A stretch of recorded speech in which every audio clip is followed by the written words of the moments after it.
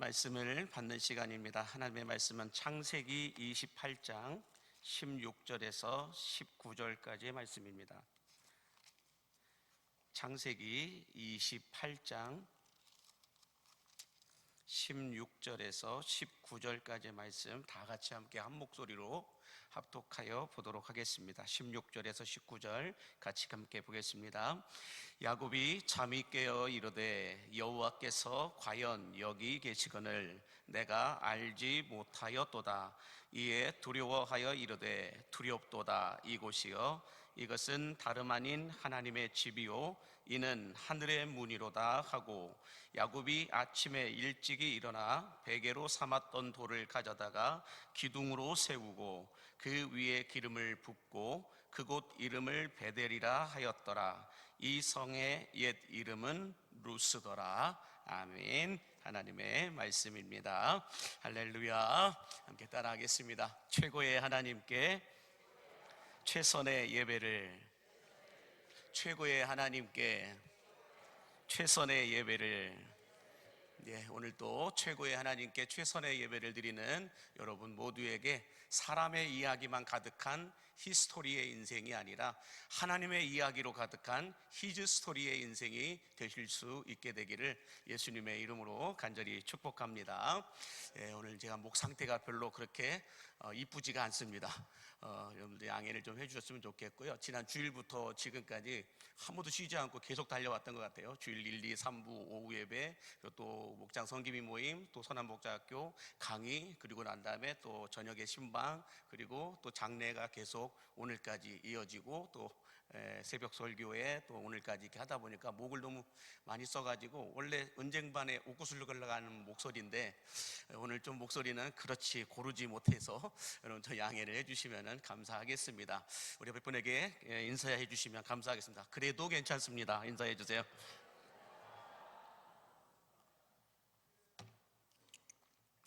오늘 말씀은 좀 이야기식 설교로 함께 여러분들과 나누기를 원하는데요. 오늘 본문 말씀의 내용의 배경을 좀 보면 야곱이 아버지를 속여서 이 장자의 축복을 받아내자, 장자의 축복권을 받아내자 형 에서가 이 소식을 듣고 분노하여서 야곱을 죽이려고 합니다. 이것을 알게 된 어머니가 야곱을 빨리 피신시켜서 삼촌 라반의 집으로 가라라고 말합니다. 이 삼촌 라반의 집으로 야곱이 급히 도망을 가다가 루스라고 하는 광야 어느 한 곳에서 잠이 들게 되고, 잠이 들어 깨어나고 난 다음에 돌을 베고 잤던 그 돌을 세워서 뭐라고 할까요? 그 성전을 삼았다라고, 돌베개를 잡았던 그 돌을 성전을 삼았다라고 말씀합니다. 근데 이 지친 야곱이 하나님께서 꿈속에서 위로와 평안함을 주시고 두려움도 사라지게 하시고 하나님의 꿈과 비전도 주셨다라고 말씀을 하고 있죠. 이에 잠에서 깨어난 야곱이 그 돌을 기둥 삼아서 성전의 돌로, 머릿돌로 세웠는데 그곳을 베델, 하나님의 집이다라고 거듭하여 말하고 있는 걸 볼 수가 있습니다. 그래서 오늘 본문의 말씀을 우리가 함께 풀어가는 데 있어서 우리의 시선과 관점이 야곱이 아니라 야곱이 돌베개 베고 잠을 잤던 그 돌을 중심으로 함께 말씀을 나누어 보고자 합니다. 돌의 시선과 돌의 관점을 가지고 함께 말씀을 나누기 원하는데요. 먼저 이 루스 광야에 있던 돌을 한번 보도록 하겠습니다. 바로 저곳이 루스 광야에 있는 돌들입니다.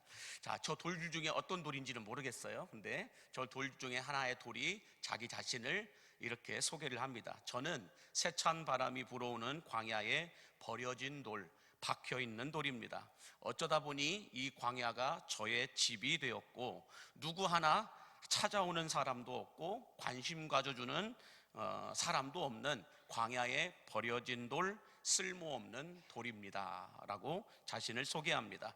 그러면서 하루 종일 1년 내내 제가 생각하는 것은 나는 왜 돌로 만들어졌을까? 저 높은 곳에 있는 태양도 있고 하늘에 떠다니는 구름도 있고 밤하늘에 빛나는 별도 있는데 왜 나는 광야에 버려진 돌로 만들어졌을까? 이것을 생각하며 살아갑니다. 때론 하나님께서 돌로 만들어 주셨으니 어쩔 수 없지라고 생각할 때도 있지만, 이내 내 마음속에 드는 생각은 기왕 돌로 만들어 주실 거면 예루살렘 성전에 돌로 만들어 주시지 왜 아무도 없는 광야에 버려진 돌, 쓸모없는 돌, 박혀 있는 돌로 만들어 주셨는지 하루하루가 답답하고 마음이 상할 때가 한두 번이 아닙니다 라고 말합니다. 이처럼 저는 루스라고 하는 이름도 모를 광야에 버려진 돌이었습니다. 그러던 어느 날 밤 거친 숨소리를 내면서 어딘가에 쫓기는 듯한 한 사람이 헐레벌떡 달려와서 제 옆에 덜썩 주저앉았습니다. 이 사람의 행색을 보니, 이 사람의 꼬락서니를 보니 광야에 버려진 저보다 더 형편없고 더 볼품없는 거짓골을 하고 있었습니다. 이 사람은 어떤 사람이기에 이렇게 가쁜 숨을 내쉬면서 도망을 치고 있는지 모르겠지만, 이 사람이 제 옆에 덜썩 주저앉더니 이렇게 말을 합니다. 아이고, 더 이상은 죽었다 깨나도 못 가겠다. 오늘은 여기서 쉬어야 되겠다 라고 하면서 거기에 바로 제 옆자리에 누워서 잠을 청하였습니다. 옆자리에 눕자마자 이 사람은 피곤했던지 죽은 사람처럼 코를 골면서 골아 떨어졌습니다. 시간이 어느 정도 흘렀는지 알 수는 없지만 코 고는 소리가 작아지고 들리지 않더니 어느 순간 흐느끼는 소리가 들리기 시작했습니다. 그러더니 이 사람의 뜨거운 눈물이 태양빛에 바짝 말라버린 돌 사이로 주르륵 주르륵 한참 동안 흘러내렸습니다. 무슨 사연이 있는지 알 수는 없지만 이 사람은 그렇게 한참을 울었습니다. 내 평생 하늘에서 내리는 비도 맞아보고 새벽마다 이슬이 내리는 이슬도 맞아보았지만 이렇게 찐득찐득한 사람의 눈물은 처음 느껴보았습니다. 그렇게 한참을 울면서 흐느껴 울면서 울고 있는데 어디선가 난생 처음 들어보는 이런 소리가 들려왔습니다.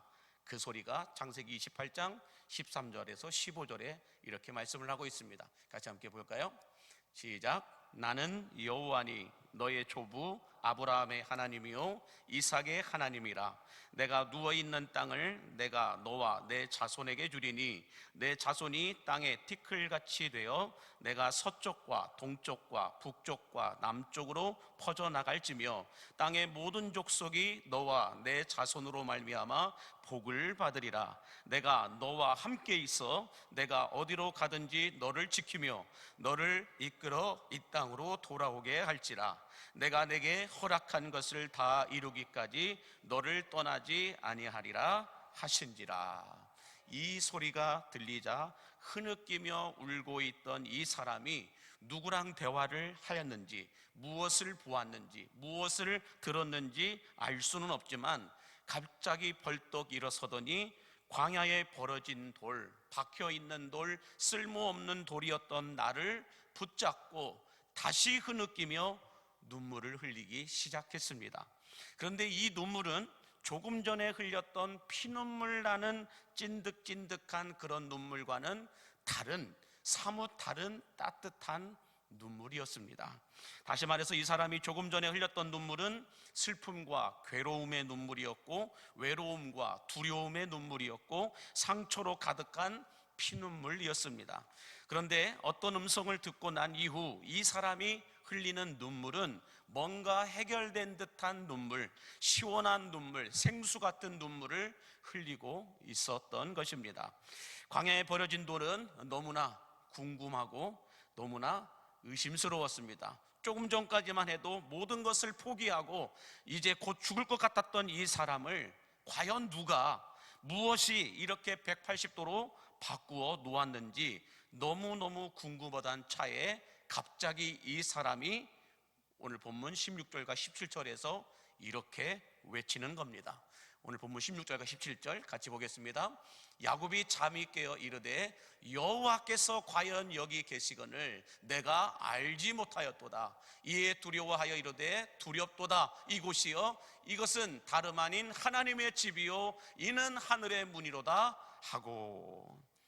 이 말을 들은 광야에 버려진 돌은 충격을 받았습니다.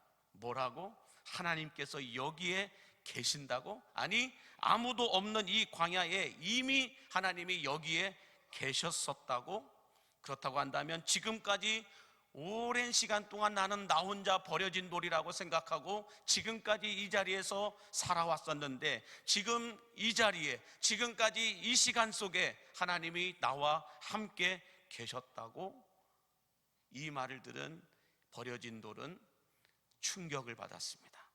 지금까지 자신이 혼자가 아니었다는 사실을 알게 된 이 광야에 버려진 돌은 어쩔 줄을 몰라 하면서 감격과 감탄의 소리를 바라고 외치기 시작했습니다. 그런데 이런 감탄과 감격도 잠시 더 충격적인 일이 일어나게 됐습니다. 오늘 본문 18절에서 19절에 보면 이렇게 말씀을 하죠. 시작. 야곱이 아침에 일찍이 일어나 베개로 삼았던 돌을 가져다가 기둥으로 세우고 그 위에 기름을 붓고 그곳 이름을 베델이라 하였더라. 이 성의 옛 이름은 루스더라. 자, 잠에서 깨어난 이 사람이 갑자기 베개 삼아 잠들었던 나를 두 손으로 불떡 들어서 기둥으로 세우더니 자기 허리춤에 있던 값비싼 기름을 부어 버리면서 이런 말을 합니다. 창세기 28장 20절과 22절 같이 함께 보겠습니다.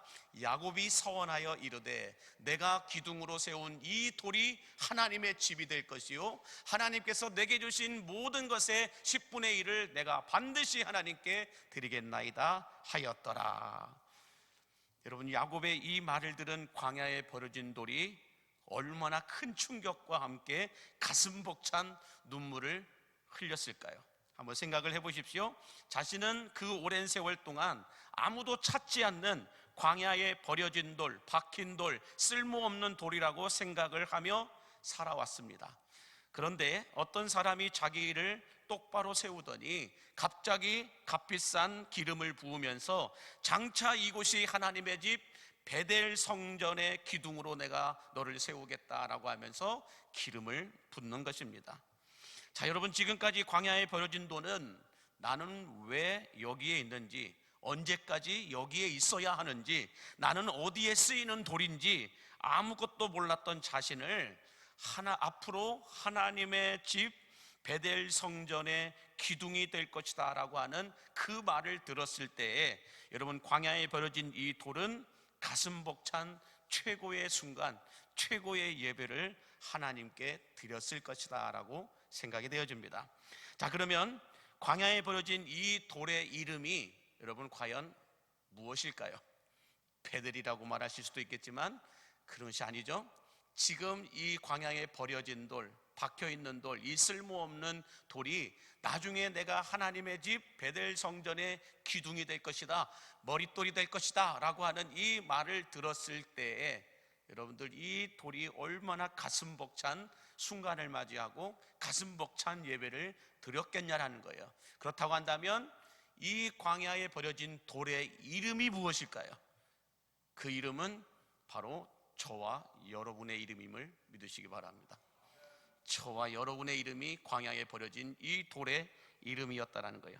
우리도 광야에 버려진 돌처럼 나는 왜 태어났고 나는 언제까지 살 수 있는지도 모르고, 나는 왜 이 사람과 결혼해서 이 집안에서 살고 있는지도 모를 때가 많고, 아침이면 기계처럼 일어나서 왜 직장에 다니는지도 모르고 살아가는 우리 인생에 야곱처럼 예수님께서 나를 찾아오셔서 광야에 박힌 돌처럼 쓰러져 있는 나를 일으켜 세워 주시면서 값비싼 기름이 아니라 그거와는 비교할 수 없는 예수님의 십자가 보혈의 피를 쏟아 부어주셨음을 믿으시기 바랍니다.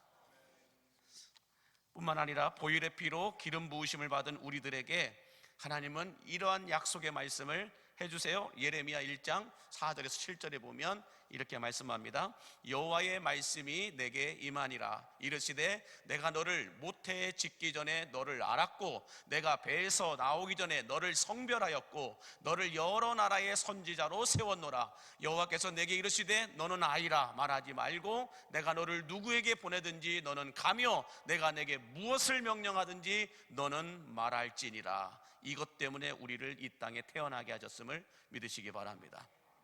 하나님께서는 우리를 광야 같은 세상에 버려진 돌로, 쓸모없는 돌로 살아가게 하는 것이 아니라 하나님의 거룩한 돌, 광림교회의 기둥으로 세우시고 열방을 치유하고 복음을 전파하는 선지자로 세우셨음을 여러분 믿으시기 바랍니다.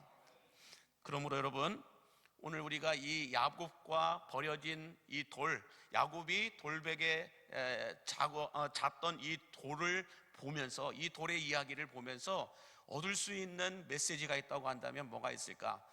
이것만 좀 생각을 해봤으면 좋겠는데, 우리가 이 야곱과 버려진 이 돌을 보면서 얻을 수 있는 메시지, 우리가 반드시 오늘 붙잡고 가야 될 메시지가 있다고 한다면 그 첫 번째로 이렇게 말씀을 드릴 수 있어요. 한번 띄워주실까요? 예, 다음은요. 읽진 않았지만 다음 말씀이요. 네, 버려진 돌의 이야기를 통해 얻을 수 있는 메시지는, 우리는 광야에 버려진 돌이 아니라 광야로 보내어진 돌임을 믿으시기 바랍니다. 많은 사람들이 자기 자신의 모습을 비관하고 방관하면서 나도 버려진 돌이다, 박힌 돌이다, 쓸모없는 돌이다, 이렇게 생각하며 살아갈 때가 많이 있습니다. 우리 교회에서 나는 쓸모없는 돌이다, 나는 이름도 없는 돌이다, 이제는 나는 아무것도 할 줄 아는 게 없는 돌이다 라고 생각할 때가 있어요. 또 가정에서도 마찬가지고 직장에서도 마찬가지고 삶의 현장에서 더 이상 내 이름을 아는 사람도 없고 나를 불러주는 사람도 없고 내가 이 세상 속 어디에서든지 할 수 있는 일도 없는 쓸모없는 돌처럼 보일 때가 있다라는 것이죠. 그러나 여러분, 우리는 광야에 버려진 돌, 박힌 돌, 쓸모없는 돌이 아니라 우리가 서 있는 그곳에 성전 기둥이 되라고, 하나님의 집이 되라고, 하나님의 나라가 임하게 하는 거룩한 돌이 되라고 보내어졌음을 믿으시기 바랍니다. 하나님께서 우리를 여수 땅에 버리신 것이 아니라 여수 땅에 하나님의 집을 세우라고 보내셨음을 믿으시기 바랍니다. 그러면 여러분, 버려진 돌이 아니라 보내어진 돌은, 이 사실을 알기 시작하면 어떤 일이 일어나느냐, 내가 버려진 돌이 아니라 보내어진 돌이라는 것을 깨달아 알게 되면 그 다음에 어떤 현상이, 어떤 일이 내게 일어나는가, 그것은 야곱이 보았던 그 환상을 보게 됨을 믿으시기 바랍니다.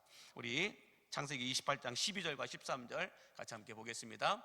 꿈에 본즉 사닥다리가 땅 위에 서 있는데 그 꼭대기가 하늘에 닿았고, 또 본즉 하나님의 사자들이 그 위에서 오르락내리락 하고, 또 본즉 여호와께서 그 위에 서서 이르시되 나는 여호와니 너의 조부 아브라함의 하나님이요 이삭의 하나님이라 라고 말씀합니다. 여기 보면은 꿈에 본즉, 또 본즉, 여러분들, 내가 버려진 돌이 아니고 보내어진 돌이라고 여러분들 깨달아 알게 되어지고 분명하게 체험하게 되면 보게 된다라는 거예요. 무엇을 보게 되는지 말씀하고 있습니다. 무엇을 볼까요? 하나님이 행하시는 일과 그 일을 행하게 하시는 사람들을 볼 뿐만 아니라 하늘과 땅을 연결하는 사닥다리의 삶을 살아갈 수 있게 됨을 믿으시기 바랍니다. 내가 버려진 돌이라고 생각하면 하늘과 땅이 연결되는 사닥다리가 안 보이는 거예요. 뿐만 아니라 하나님이 행하시는 그 일들을 볼 수도 없는 거예요. 그러나 내가 보내어진 사람이라고 하는 것을 깨달아 알게 되면 하나님이 나를 이곳에 보내신 그 뜻을 따라 하늘과 땅이 연결되어지는 사닥다리를 볼 수 있음을 믿으시기 바랍니다. 기도하다가 볼 수 있고 찬송하다 볼 수 있고 말씀을 듣다가 볼 수 있다라는 거예요. 뿐만 아니라 뭘 봐요? 하나님이 일을 행하시는 것, 그것을 지어 성취하시는 것을 볼 수 있게 된다라고 말씀하고 있는 것입니다. 그러므로 바라기는 여러분은 버려진 돌이 아니라 보내어진 돌임을 믿으시기 바랍니다. 버려진 자가 아니고 보내진 자임을 믿으신다면 아멘 하시기 바랍니다. 자, 두 번째로 오늘 야곱이 광야에서 베고 잠든 돌의 이야기를 통해 얻을 수 있는 두 번째 메시지는 뭐냐면, 한번 보여주실까요? 하나님의 거룩한 집 베델의 기둥은 궁전에서 만들어지는 것이 아니라 광야에서 만들어지게 됨을 믿으시기 바랍니다. 광야, 루스 광야, 아무도 찾지도 않고 알지도 못하는, 보지도 못하는 그곳에 하나님이 야곱을 보내셔서 야곱이 베고 잤던 그 돌을 통하여 하나님의 성전 기둥으로 삼으셨다라는 거예요. 그 기둥이 저 예루살렘 성전 궁 안에서 만들어진 것이 아니라 어디서 만들어졌어요? 광야에서 만들어졌음을 믿으시기 바랍니다. 그래서 최선의 예배자는 다윗처럼 광야에서 만들어지듯이 성전 기둥은 광야 같은 세상에서 그리스도인으로 살아가는 사람들 통하여 세워지게 됨을 믿으시기 바랍니다. 눈에 보이는 이런 예배당 말고요, 진짜 하나님의 성전, 진짜 하나님을 예배하는 하나님의 집 베델이라고 하는 이 성전은 그리스도인들이 교회 안에서만 그리스도인답게 살아가는 모습 말고요, 저 광야 같은 세상 속에서 그리스도인으로 살아갈 때 그곳에서 세워지게 된다는 거예요. 그러므로 종교인이 아니라 신앙인으로 살아가는 사람들은 교회에서 내가 얼마나 괜찮은 사람인지를 화려하게 드러내는 것이 아니라 세상 속에서 내가 그리스도인이라는 것을 드러낸다는 거예요. 광야에서 찢기고 상하고 다듬어지고 부딪히게 되면서 거기에서 만들어지는 거예요. 그래서 여러분들, 하나님의 성전의 기둥은 어디서 만들어질까요? 교회에서 만들어지는 게 아니에요. 광야에서 만들어집니다. 광야에서 진짜 하나님을 만나는 거고, 광야에서 진짜 교회의 머릿돌이 만들어지는 거예요. 그래서 여러분들이 교회예요. 여긴 예배당이고 교회는 여러분들이 교회입니다. 그러므로 여러분들이 예수 그리스도를 구주로 믿는 여러분들이 세상 속에서 빛을 발하고 세상 속에서 향기를 발하고 세상 속에서 흔적을 남길 때에 그곳에 하나님의 집 베델이 세워지게 됨을 믿으시기 바랍니다. 그래서 광야에서 성전 기둥은 만들어지는 거예요. 교회에서는 다 거룩해요. 교회에서는 다 아름다워요. 교회에서는 다 그럴듯해요. 그러나 여러분, 진짜 하나님이 보시는 건 교회에서 행하는 모습이 아니라 광야에서 행하여지는 모습을 보게 된다는 거예요. 아무도 없는 그 자리에서 하나님은 나를 보고 계십니다. 세상 그 어느 곳에든지 간에 기독교를 향하여 욕하고 기독교를 향하여 손가락질하고 기독교인이라는 말을 들으면 모든 것이 손해보는 그 자리에서 내가 그리스도인이라는 것을 드러낼 수 있느냐는 거예요. 그 광야에서 하나님의 성전 기둥이 세워지게 되는 겁니다. 자, 여러분, 어떤 사람이 길을 가다가 아무도 쳐다보지 않고 오랫동안 시궁창에 박혀있는 고장난 자전거 하나를 발견하게 됩니다. 바로 저 자전거입니다. 한번 보여주실까요? 네, 길가에 버려진 자전거입니다. 저런 자전거는 엿장수도 별로 안 가지고 가고 싶은 그런 것 같아요. 자, 그런데 어떤 사람이 지나가다가 저 자전거를 발견하고서는 저 자전거의 핸들을 뜯어내고 그 다음에 엉덩이 앉는 안장을 떼어내어 가지고 집으로 가지고 갔습니다. 집으로 가지고 가가지고 이 손 핸들과 이 안장을 가지고 이렇게도 한번 만들어보고 저렇게도 만들어 봤다가 이것을 만들었습니다. 딱 한번 보여주실까요? 다음 사진. 예, 이것을 만들었어요. 이것이 여러분 핸들과 안장을 가지고 만든 겁니다. 버려진 자전거에서 손잡이 핸들과 엉덩이 앉는 이 안장을 가지고 거꾸로 이렇게 뒤집어서 박아보니까 뭐 같아요? 황소머리 같은 거예요. 그래서 이 사람이 와, 잘 만들었네. 그래가지고 이것을 딱 자기 집 벽에다가 걸어놨습니다. 내가 만든 황소머리다. 여러분, 만들 수 있을 것 같아요? 못 만들 것 같아요? 우리 정장로님 만들 수 있을 것 같아요? 못 만들 것 같아요? 못 만듭니다. 만들 수 있을 것 같아요. 근데 저렇게 이쁘지는 않을 것 같은데, 여하튼지 간에 이 사람이 집에 가지고 가서 핸들을 뒤로 거꾸로 해가지고 이 안장에다가 끼웠더니 저렇게 황소머리처럼 보여가지고 황소머리라고 해서 벽에다가 탁 걸어놨습니다. 자, 여러분들, 이 벽에 걸어놓은 이 황소머리 자전거가 나중에 훗날 시간이 지나가지고 영국의 한 경매장에서 경매로 나오게 됩니다. 경매로 나오게 돼가지고 딱 이 경매가가 얼마가 됐냐? 293억 원이 나왔습니다. 293억 원. 왜 이렇게 비싸게 나왔냐? 이걸 만든 사람이 누구예요? 그 유명한 피카소였기 때문에 그렇습니다. 그 유명한 피카소 처음 들어보니까 피카츄가 아니에요. 피카츄가 아니고 피자도 아니에요. 피카소라고 하는 유명한 화가예요. 자, 근데 이 피카소가 그냥 길 가다가 자전거에 또 버려진 자전거에서 손잡이 떼어내고 안장 뜯어내서 그냥 거꾸로 뒤집어서 한번 끼워놨을 뿐인데 오랜 시간 후에 이것이 영국 경매장에서 293억 원에 낙찰이 됐단 말이에요. 여러분, 자전거가 비싸서 이렇게 많이 나왔을까요? 아니면 피카소가 만들었기 때문에 이렇게 비싸게 나왔을까요? 누가 봐도 피카소가 만들었기 때문에 이렇게 비싸게 팔린 것입니다. 자, 그러므로 여러분, 우리는 광야에 버려진 돌처럼 시궁창에 박혀 버려진 자전거처럼 보일 수 있습니다. 지금 내 인생을 볼 때, 아휴, 난 광야에 버려진 돌 같다. 정말 쓸모없는 돌처럼 보인다. 저 시궁창에 버려진 자전거처럼 왜 내 인생은 이렇게 쓸모가 없을까? 왜 우리 가정은 왜 이럴까? 내 인생은 왜 이럴까? 우리 기업은 왜 이럴까? 하는 것들마다 왜 이렇게 다 안 될까? 이렇게 여러분들 힘들게 비관할 수도 있을 것입니다. 그러나 이런 나를 하나님이 붙들고 계심을 믿으시기 바랍니다. 하나님이 여러분을 포기하지 않고 붙들고 계심을 믿으시기 바랍니다. 하나님이 여러분의 가정을 포기하지 않고 붙들고 계신다라는 거예요. 중요한 건 이거예요.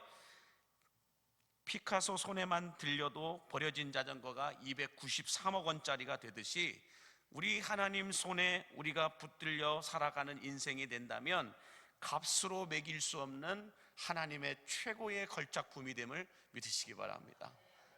누가 봐도 여러분은 값으로 매길 수 없는 최고의 걸작품들이라는 거예요.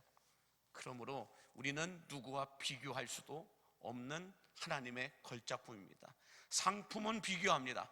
상품은 계속 비교해요. 우리 교회와 다른 교회를 비교합니다. 근데 우리 교회는 상품이 아니에요. 하나님이 만드신 작품이에요.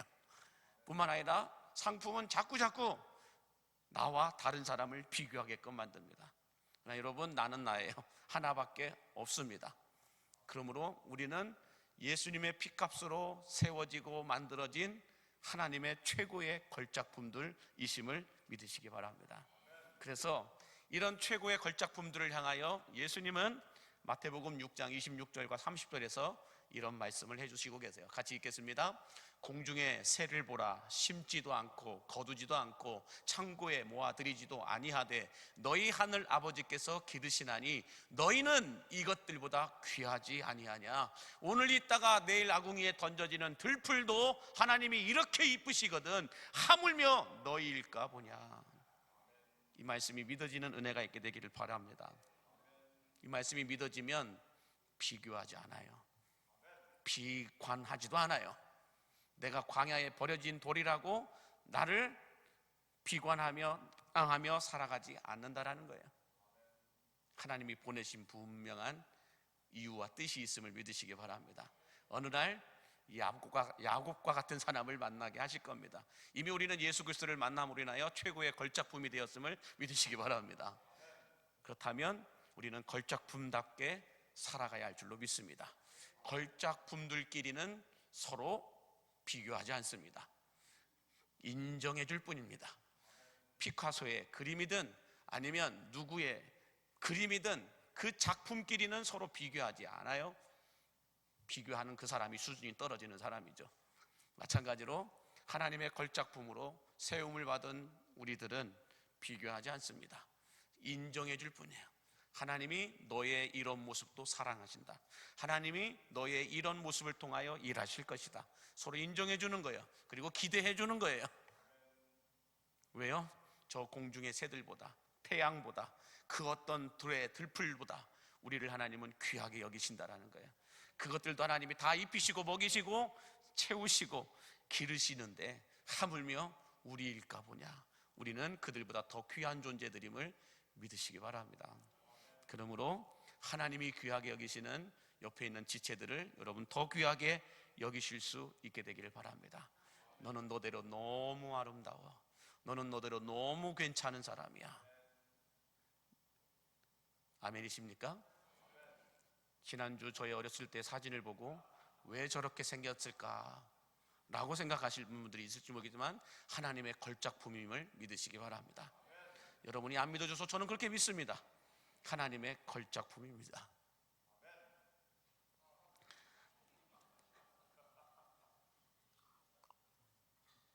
그러므로 말씀을 맺겠습니다. 여러분은 광야에 버려진 것이 아니라 하나님께서 보내신 것임을 믿으시기 바랍니다. 여수 땅에 버리신 것이 아니고 여수 땅에 보내신 것임을 믿으시기 바랍니다. 이 여수 광림교회로 하나님이 버리신 것이 아니고 광림교회로 보내신 것임을 믿으시기 바랍니다. 뿐만 아니라 여러분으로 인하여 하늘의 사닥다리가 놓아지게 될 줄로 믿습니다. 하늘의 사닥다리가 놓아지고 하나님의 영이 오르락내리락 하면서 하늘의 뜻을 이 땅 가운데로 이루게 하는 도구로 여러분을 사용하여 주실 줄로 믿으시기 바랍니다. 우리가 버려진 돌이 아니고 보내어진 돌이라고 한다면은 하나님은 우리를 통하여 하늘의 뜻이 이 땅 가운데서 이루어지도록 영적인 사닥다리를 놓아 주실 거라는 거예요. 그걸 통하여서 계속해서 하늘의 것들이 우리에게 공급되어지게 될 줄로 믿습니다. 올 한 해 하나님의 놀라운 일을 기대하시기 바랍니다. 올 한 해 동안 하나님이 여러분을 통하여 행하실 일들을 기대하시기 바랍니다. 구경꾼으로 있는다면 광야에 버려진 것과 똑같을 거라는 거예요. 그러나 구경꾼이 아니라 이제는 우리는 일꾼이 되어서 하나님의 성전의 기둥으로 쓰임받을 수 있게 되기를 간절히 바랍니다. 하나님의 기둥으로 쓰임받는 자들은 걸작품들이기 때문에 절대 비교하지 않는다는 거예요. 절대로 비관하고 낙방하지 않는다는 거예요. 하나님은 나를 이런 모습으로 귀하게 사용하여 주실 것을 믿습니다. 이런 분들은 어느 곳에 가든지 그곳을 살아나게 하는 도구임을 믿으시기 바랍니다.